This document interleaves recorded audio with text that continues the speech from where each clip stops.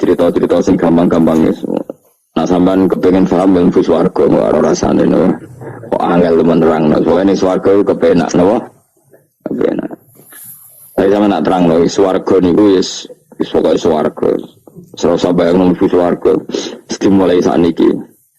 Ya nak ya khisimun ngaten wae kan apa ketika terjadi kiamat niku tak khuduhum mahum khisimun. Jadi manusia itu takdir itu seneng tukaran. Karena tadi ya, sengketa yang mari tukaran, pendapat baik yang masih nyari yang terbaik. Sama-sama kebenaran nyari yang paling benar karena manusia itu dari awal kurang penggawean. Jadi barang apik jadi berdebatno dengan yang luwih napa apik sehingga bayangannya pangeran itu soben nak kiamat kapan saja terjadi wong lagi sibuk para padu lagi sibuk gegeran wis mesti karena tadi manusia niku mun watak dasare niku konflik tadi misalnya pengurus masjid bahkan mungkin organisasi-organisasi perdamaian itu pas rapat itu tukaran padahal organisasi ini perdamaian ya tapi pas rapat lalu solusinya apa? Solusinya begini sih tak debat gini padahal organisasi perdamaian tapi ya tetap tukaran asal cek manusia itu tukaran uniknya lagi manusia itu kalau ingin damai juga harus punya alat untuk tukaran nah orang ya tidak lalu kalau nanti ngaji kitab dalam salah satu kitab ada makalah gini. Idza aradta as-sulha fasta'id dalil harbi. Kalau kamu ingin damai, maka siapkan alat perang sebanyak mungkin. Karena logikanya gini ya, kalau misalnya ada bajingan atau penjahat, dia punya bom, punya pedang, terus kamu sebagai orang soleh tidak punya apa-apa, bisa nggak bergening perdamaian? Kan nggak bisa. Mereka terpaksa damai karena kamu punya senjata yang imbang. Jadi kalau musuh kamu punya nuklir terus kayak gak punya apa-apa, ayo damai wae. Kamu kan rugi damai. Wong tak bom kena kok damai barangan gitu. Makanya kamu harus punya senjata yang imbang. Makanya dalam tafsir-tafsir itu diterangkan ketika Allah menyuruh kita wa itu lahum mastata'tum min quwwati wa min ribatil khaili turhibuna bi adu Allah. Kamu umat Islam harus menyediakan alat perang sebanyak mungkin. Itu bukan berarti Allah menyuruh umat Islam perang terus buatan. Dalam keadaan dunia yang banyak gesekan seperti ini, orang itu bisa damai justru kalau sama-sama punya senjata. Dan itu teori itu dipakai seluruh dunia. Sekamane cara sing didelok wong akeh sing ora jare. Misalnya Amerika kan terkenal dikjaya, Korea Utara ben dirgani Amerika kudu gawe senjata sebanyak-banyaknya. Ya sudah seperti itu sudah teori yang dikatakan Quran. Karena manusia punya watak dolim. Watak dolim itu nak ora diimbangi ya mesti yang satu diinjek. Makanya dalam fikih Islam itu lucu. Fikih rodok jorok tapi gelem ra gelem kudu setuju. Nek cara fikih itu di bojo ayu celek. Nek ra gelem mbok kumpuli ra wajib mbok nafakoi. Jadi kono iso ngancam gak buka dhuwit ra takai. Ajane rodok jorok fikih. Itu cara fikih memang gitu. Perempuan itu tidak wajib melayani suaminya jika tidak dikasih nafkah. Jadi itu fikih yang merovokasi sing lanang dan wong lanang ra wajib nafkahi nek ra dikai iku wis ora usah terang iku opo. Jadi fikih itu karena ngikuti teori umum. Makanya Mbah Mun itu fikih kata beliau itu aku mbak fikih ini ra cocok. Aku apa mau omah tapi dagangan perkara itu. Tapi memang secara prosedur fikih gitu. Mana wong kere-kere itu pancen wis ora entuk jatah kelon karena ra iso nafkahi gitu. Itu cara fikih. Memang seperti itu. Karena kere kok pola no? Kere kok pola. Karena nak kere kudu ganteng. Jadi orang entuk jatah sing wedok sing seneng lah itu entuk jatah. Tapi nek wis kere elek ya wis nelongso perkarane memang jadi karena seorang istri wajib melayani suaminya jika tidak kodak nafkahi. Bahkan menurut fikih Islam itu boleh rafa. Jadi oleh rafanya hakim, Pak Hakim suami saya kiri itu boleh. Dan itu bisa diceraikan oleh siapa? Hakim. Jadi rafa. Karena tadi manusia itu ya khisimun di mental konflik. Dan mental konflik itu tidak dihilangkan Allah sama sekali kecuali nanti setelah di surga.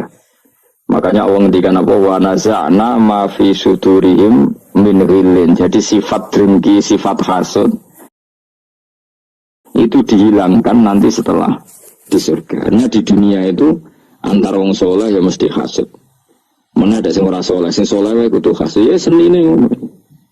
Waktu Indonesia ini rebutan dari presiden itu rebutan masjid geger. Bahkan rebutan ngeklaim nak solatnya paling sah, torekoe paling bener itu ya geger. Padahal yang ngerti otoritas itu yang pangeran, tapi manusia tetap menang kalah geger. Besok sak PT nak sing dalan yo geger. Kalau sering Pak besok balapan itu kadang bisa nopo sak PT sak PO itu. Karena nanti bayangannya pangeran itu ya mesti terjadi pangeran sing ngendikan kiamat itu tak khudurum warum ya khisimun. Jadi ben ora men yasinan tok ora paham tak tulung bangunan ora paham bangeten. Warum fi ghaflatin minha bitakhosumin wa tabayu'in wa aklin wasyubin. Mesti manusia itu dia mental takhosum saling berebut. Makanya cita-citanya Sayyidina Ali, dawuh Sayyidina Ali, ana awaluman yadsu baina yadayi rahmanil khusumah dari Sayyidina Ali. Saya nanti pertama ketemu pangeran itu akan melaporkan musuh-musuh saya. Jadi cita-citanya dene gitu. Aku lah di rencana ngono. Aku lah di rencana seru no. Dibule bareng lapor kok ala wahya nyoror. Sayyidina Ali beda wae anak gue wis lapor dibule. Salah. Karena apa? Ya itu tadi. Manusia itu wis pokoke ngono. Pertama manusia itu Nabi Adam. Itu ya wis geger mek malaikat. Dari pangeran Adam khalifah, dari malaikat khalifah kok manusia mesti seneng geger. Tapi malaikat protes itu geger dhewe, pangeran sing duwe kawula kok ngangkat digegeri. Jadi pangeran ra trimo. Wong aku sing duwe makhluk gawe aturan kok mbok gegeri. Iku pangeran. Jadi manusia pertama itu seribet. Pertama ribet be malaikat. Bareng Qabil be Habil ya ribet be dulur. Mulai dhisik perkara wedokan. Terus gunane gunung wedok mari ribet. Kalau wedok tambah ribet. Soalnya dunia itu sering petes dinikmati, no? Dinikmati. Makanya banyak orang top itu. Kalau punya kenalan banyak orang top. Itu ribet itu di manage. Jadi ada salah satu tokoh Indonesia itu terkenal sekali. Nak pidato ra kontroversi ra iso turu, tapi nak wis pidato wong bingung kabeh iso turu. Niku saya sangat kenal orangnya. Ngerti supire takoki, "Mau piye? Tak pidato ini bingung bara." Nah dijawab bingung kecewa deh. Dia jawab bingung sedanten, seneng terus iso turu deh. Karena memang konflik itu manusia terus seperti itu. Jadi apa ya? Kebaikan pun makanya ada guyonan ini betul kisah nyata nih, tapi reputasi negaranya ini karena sensitif. Ada negara tertentu yang muadzin itu digaji 30 juta. Jadi orang-orang melarat dengan muadzin itu 30 juta. Naiknya BMW. Imamnya itu digaji 70 juta. Hitung saja kalau 70 juta satu bulan, satu sholat berapa? 70 dibagi 30. Kira-kira berapa satu hari? 2 juta, sekitar 2 juta 200 lah. Enggak kayak Indonesia, imamnya fakir-fakir, terus muadzinnya fakir-fakir. Dikira itu satu prestasi negara itu karena mengapresiasi, menghormati muadzin dan jebule sing kiai Indonesia aja penak. Madiman ke sholat terus. Mesti lah madiman ke sholat terus gak ono gajinya. Akhirnya kecewa dong. Semenjak itu ora berani cerita prestasi negara itu pada Indonesia. Ya dia itu bangga negaranya itu menghormati imam sampai digaji, muadzin digaji. Terus dikirakan Indonesia dinya. Imam Indonesia kan fakir-fakir, kadang wis wajasane elek imam dhewe, komat dhewe. Wis macam-macam lah. Nah. Tapi dekne gak ngerti nek Indonesia ku pinter tukaran, pinter debat. Oh, berarti ke sholat terus itu perkara ono gajine to ngono. Makanya imam di sana sergap-sergap karena kalau nggak ngimami dipotong gaji. Semenjak itu negara itu nggak pernah cerita prestasinya negaranya mengelola imam. Nah itu dunia-dunia mari geger. Saya sering debat sama banyak kiai karena itu. Gue setuju di masjid imami digaji sama ndak. Misalnya saya partai ikhlas setuju ndak biar imam itu ikhlas. Ada yang partai realistis, mereka kan punya keluarga harus digaji dong kalau enggak kasihan. Partai realistis versus partai ikhlas. Menang mana coba? Menurut hukumnya Allah mungkin menang ikhlas, tapi partai realistis, mosok wong kok ngimami tok ra entuk gaji. Artinya apa? Dalam kebenaran saja bisa diperdebatkan, apalagi barang benar batil. Karena manusia itu punya mental wahum yakhisimun. Ya sudah seperti itu. Makanya nanti benar-benar gak ada konflik itu di akhirat. Nah, akhirnya imam gak bangga. Surga imam masanya hebat, coba mergo digaji. Mantik ke sholat terus ngono gaji ini. Artinya sholatnya orang Indonesia itu luar biasa. Imam-imam Indonesia tanpa gaji kok. Ya resikonya kadang mutung, itu kan gak masalah. Tapi ya gak masalah lah, tapi tetap ikhlas dibangun apa? Gaji. Mana kalau lu bingung saya hafid mulai digaji, ustad digaji, kalau bingung berita koi, berkali-kali beberapa pemprov kan ingin mengapresiasi hafid dapat insentif terus ustad, berita koi, jenengan termasuk yang setuju apa enggak? Muni setuju kok didik uang ketunyan, muni ras setuju hafid betul duit kok ora oleh. Aku mending ini, uang alim mereka mikir dunia, benar-benar tak saya. Itu yang tanya itu kadang gubernurnya tanya saya, bupatinya tanya saya, Gus di daerah mana-mana itu ustadz, guru madrasah itu dapat insentif. Cara jenengan Rembang setuju apa enggak? Aku jawab yo, ngelatih ustadz seneng duit yo rapi. Nentang ustadz untuk rezeki yo rapi. Ustadz fakir yo agak tenang. Nah, gua kan wong keramat, gak mati masalah cara orang untuk gaji. Tapi kan tidak semua orang keramat. Gua kan wong keramat untuk gaji tetap gagal maksud. Tapi rata-rata ustadz kan tidak keramat. Gak keramat, bojone cerewet. Cek kumpul mertua. Nggak, kalau sampean misalnya jadi, nggak ini cerita wakisimun. Seman setuju nggak kalau ada hafid itu dapat insentif? Ayo ngaco. Setuju ora? Loh kok setuju hafid mah? Terus gue senang hafid itu di mental materialistik. Setuju tak? Nggak. Terus dia setuju hafid rada duit. Oh ini ya, jadi sebenarnya aku. Jadi memang kebaikan saja bisa diperdebatkan. Makanya dulu kalau ulama, makanya ijtihad itu penting. Ulama dulu itu kalau gejolak-gejolakan itu dalam hal yang tidak mujma'alah ya, tentu dalam hal yang tidak apa mujma'alah. Itu gejolak-gejolakannya itu nggak pernah selesai. Karena memang sesuatu itu pasti mirip ke sana, mirip kemari. Makanya disebut ra'yuna shawabun yahtamilul khata' wa ra'yuka khata'un yahtamilus shawab. Pendapat saya itu taruhannya benar dulu tapi ya mungkin salah, tapi pendapat Anda salah tapi mungkin benar karena mirip-mirip. Misalnya zaman sahabat itu sudah jadi perdebatan gini. Setelah Mekah ditaklukkan Rasulullah dan setelah Rasulullah wafat dan Islam sangat-sangat kuasa, bukan sekedar kuasa lagi, sangat kuasa. Paling enggak menguasai Mekah Medina. Itu perdebatannya gini. Kita keluar Medina apa enggak? Sebagian sahabat, enggak, kita di Medina, ini ardu Rasulillah, ini muhajaru Rasulillah, tempat yang dipakai hijrah Nabi. Kita keluar dari Mekah enggak usah. Sholat di Mekah itu fadilahnya sebagaimana 1000 sholat. Wah, debat gitu. Yang separuh enggak. Nguyai segoro apik to. Mekah Medina sekarang sudah jadi negara Islam, tapi banyak bumi lain yang belum ada Islam. Menyebarkan Islam itu penting enggak? Penting. Efeknya meninggalkan Mekah Medina. Hanya separuh sahabat yang meninggalkan Mekah Medina. Mimpinihim itu orang-orang keren, enggak Sayyidina Ali. Sayyidina Ali akhirnya Sakan Al-Kufah. Dia hidup di mana? Kufah. Abu Darda hidup di Syam. Salman Al-Farisi hidup di Palestina. Karena dia milih pendapat kok nguyai segoro, sehingga sampai harus ditinggal. Akhirnya menyebarkan Islam kemana-mana, termasuk barokahnya mazhab itu ada yang ke Cina, terus terdampar di Selat Malaka, terus ada yang ke Aceh. Makanya banyak yang berpendapat Islam masuk Indonesia ya era apa sahabat. Tapi kalau ditanya bagaimana hukumnya meninggalkan Mekah Medina, ya buruk. Negara sebaik itu kok ditinggalkan. Tapi bagaimana hukumnya membiarkan bumi lain tanpa dai, ya buruk. Terus kayak jawabmu bi. Jadi dalam kebaikan saja ada perdebatan. Gue ya misalnya, dia hukumnya dolan mbek konco traktir ya ape. Dia hukumnya nraktir konco nganggo jatah belajane bojo. Elek. Akhirnya jadi lanang-lanang jono dhewe kesono jatah bojo do jatah konco. Karena dia cukup nak ora.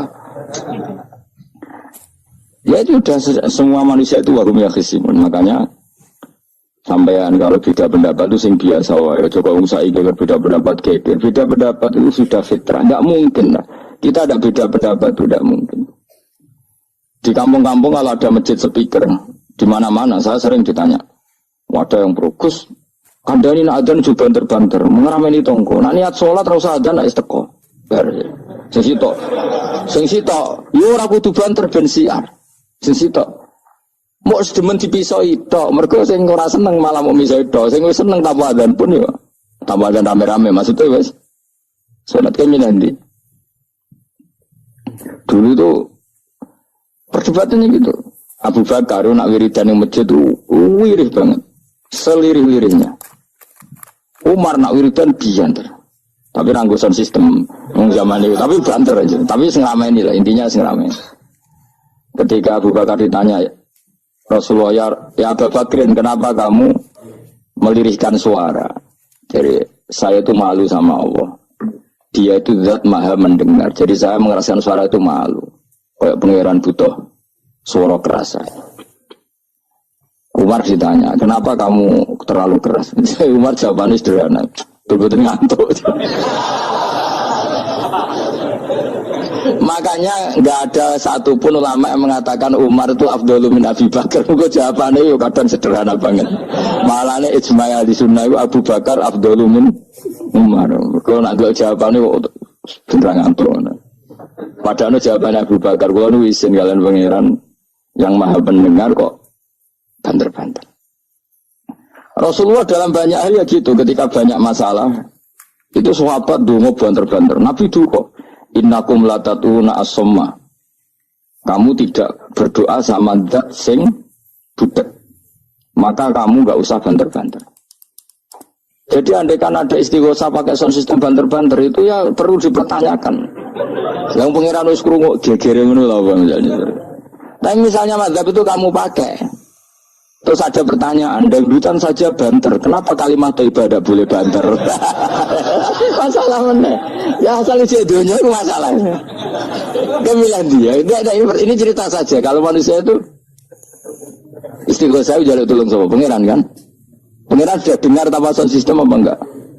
Kenapa banter-banter? Nah, tapi kalau tadi dibalik dangdutan saja banter-banter. Kenapa kalimat thayyibah tidak boleh banter-banter? Jadi manusia itu memang potensinya itu ya khisimun dalam kebaikan saja khisimun. Jibril orang kondangi itu bulan thayyibah malaikat-malaikat yang ini. Masyhur itu. Siapa yang enggak ngerti Nabi Ibrahim? Nabi Ibrahim itu nabi keren. Diobong ning geni ambek Namrud. Jibril datang. Saya utusan Tuhanmu, melihat kamu mau dibakar itu simpati. Nah, terus piye jari Nabi Ibrahim? Ya nak gue jauh tolong tak tolong ya. Ndak saya tidak minta tolong sama kamu. Mungkin aku bodoh makhluk. Kena wani ngomong dengan Jibril. Nabi Ibrahim santai. Maksudnya aku rambe aku sing nulung. Kowe kondo aku tak kadakno pangeran. Jare malaikat Jibril. Jare Nabi Ibrahim, lho nak soal pangeran rasa kondo kowe wis pirsa. Artinya ngene lho, padha kekasih pangeran yo bantah-bantahan jenenge lho. Nah ngono nang partai politik ora men geger. Mana ana partai politik geger biasa, wong Jibril geger mek Nabi Ibrahim biasa. Mana kesobenan takoi mungkar nangger butuani ben seru napa? Takoi marah buka kula guru TPQ. Ngenyak uang guru TPQ situ takoi marah buka. Sing mulang niku kula. Sampeyan ra tau mulang malah takok. Jelas. Balik. Itu masyhur itu, termasuk keramatnya Imam Malik itu gitu. Dia itu punya teman guru madrasah. Neng akhirat dicetakoki mungkar nakir marbuka. Malaikat Malik matur pengiran Gusti. Malaikat jinan kandhani iki ambek guru tauhid takoki marbuka. Akhirnya pengiran nyalano malaikat yo sing jenis ngono kok coba takoki. Lucu dong guru tauhid takoki. Sesuai kaji Nabi bisa takoki waman Nabi juga. perkara. Kanjeng Nabi Muhammad terus takoki Waman. Iya, tapi pun Nabi malah takoki Waman Nabi. Makanya menurut pendapatnya ulama-ulama itu pertanyaan mungkar nakir itu tidak bisa digeneralisir. Tidak semua orang ngalami itu. Saya tidak punya rencana untuk mengalami pertanyaan itu. Karena pasti bila-bila. Nah, angger wong ngono Kanjeng Nabi kena pisan. Terus Kanjeng Nabi apa kena pertanyaan Waman Nabi juga. Kan ora kebayang. Makanya masyhur itu. Sama lihat itu di kitab Nurul Dzolam itu karangannya Syekh Nawawi. Syekh Nawawi Al-Bantani itu sarahnya apa itu Aqidatul Awam. Yang Nurul Dzolam yang sarahnya apa? Aqidatul Awam itu. Itu di karang Syekh Nawawi itu di antara keramatnya siapa itu? Sayyidina Umar. Sayyidina Ali itu pernah minta ya Allah beri saya kasaf mukasafah. Mau kepengen roh mletene Umar zaman ning dunya gerwong disentai jajal dekne iku hubungane piye mbek mungkar nakir wani gak nyentak mungkar nakir mergo pikirane Sidina Ali Umar tuh ning dunya kenangane anggere wong tau disentak Umar jake wani gak nyentak sinten mungkar nakir minta sama Allah supaya ngalami kasaf itu ya mukasafah lah mukasafah tawalam gaib itu di dunia wali biasa nek ora tau banget di dunia wali itu biasa dan itu pasti mustajab mukasafane saudara Umar mati kabundut ditunggu nih beden minta kasaf kan tawanan Umar tangi turu tangi ke kuburane sawante mungkin akhir teko dengan wajah yang sangat mengerikan mesti dinali nyeritakno wajahnya itu kal kidril kali kaya omreng sing nyala wis seru wah jadi dinali kalah iki kiok ora sale kiok ternyata apa buar mungkin akhir pajak kono Umar nguwatek. Kamu tahu kamu bisa apa kamu itu? Saya ini teman dekatnya kekasihnya Allah. Ada ini nggak ada Allah kancane. Kamu tahu saya ini siapa? Ana sohibu habibillah. Saya ini temannya kekasihnya Allah. Bukan akhir mulai mikir waduh. Orang nyentak wes disentak sih. Ini bisa kamu pakai nanti. Roh aku sing biasa gue jalalan ngalor itu lah. Ya boleh cari muka lagi, ayo jajal moco. Ya repot. Siapa ya? Kan gue woto, rakan moco. Kan mau gue woto. Akhirnya karena akhirnya nangis nih pengiran. Nangis Gusti selama ini saya biasa nyentak, kenapa sekarang malah dibentak gitu. Terus kata Allah. Ya sing sopan sithik iku semenjak iku mungkar nakir itu punya aturan. Ya ngene aturane, aja prosedur teman-teman wae nek ketemu kekasih iku aja garang teman-teman. Semenjak iku sudah ndak segarang itu. Kesidin Ali intine terus oh ternyata konsisten. Maksudnya Umar itu ning akhirat pun masih main sentak. Ya bagus lah konsisten maksudnya apa? Bagus. Karena tadi manusia itu punya mental wahum ya khisimun. Itu enggak bisa enggak. Sudahlah. Di perdebatan kebaikan. Makanya rapat keluarga apa. Masih niatnya silaturahim tetap dolan yang dulur. Niatnya silaturahim. Bareng dulurnya rapati perhatian. Dolan ya aduh. Rapati tahap. Geremeng kan. Padahal niatnya silaturahim. Ini ada. Organisasi perdamaian. Kira-kira di internalnya banyak konflik. Banyak. Padahal jenis organisasi perdamaian. Coba itu bom-bom dari Amerika atau mana itu kalau ngebom negara tertentu kan karena negara ini apartheid atau apa. Tapi untuk berdamai juga melewati apa? Bom dulu. Untuk memaksa satu negara gak perang dia dipaksa dengan alat perang. Coba Indonesia dijajah Jepang itu mau pulang karena dipaksa sekutu. Jadi untuk damai saja dipaksa dengan alat perang itu dunia. Betapa ada idealnya dunia untuk damai saja harus perang dulu. Makanya idza aradta sulhan fasta'id dalil harbi. Kalau kamu ingin damai pun harus menyediakan alat perang. Karena kalau nggak punya apa-apa pasti diinjak-injak. Ya sudah seperti itu ini dunia. Semuanya nggak pernah sempurna. Tapi damai harus perang. Harus paling nggak punya alat perang. Karena mentalnya manusia itu warum yakhisimun. Sampai pas kiamat itu cek warum yakhisimun. Makanya ya sudah seperti itu. Tapi nanti insya Allah baru kayak kesolehan itu perdebatannya dalam kesolehan kayak yang dialami malaikat Jibril dan Nabi Sinten Ibrahim. Malaikat Jibril empati ya karena kekasihnya Allah dibakar. Ibrahim merasa dekat sama Allah, gak perlu perantaran malaikat siapa? Jibril. Itu bagus ya perdebatan dua orang soleh. Banyak lah Rasulullah dengan Jibril. Ya sering kadang-kadang debat, tapi perdebatan orang-orang soleh itu memang luar biasa. Coba-coba debat di Indonesia, bagi negara sebelah sisi itu. Oh, negara kami imam masjid itu digaji gini-gini. Niatnya pokro jumlah cari ke Indonesia. Mandik man ke sholat terus, lah no gaji ini.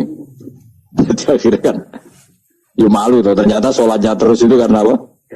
Gaji. Orang Indonesia tetap sholat tanpa gaji, tapi gerbangnya jalan terus.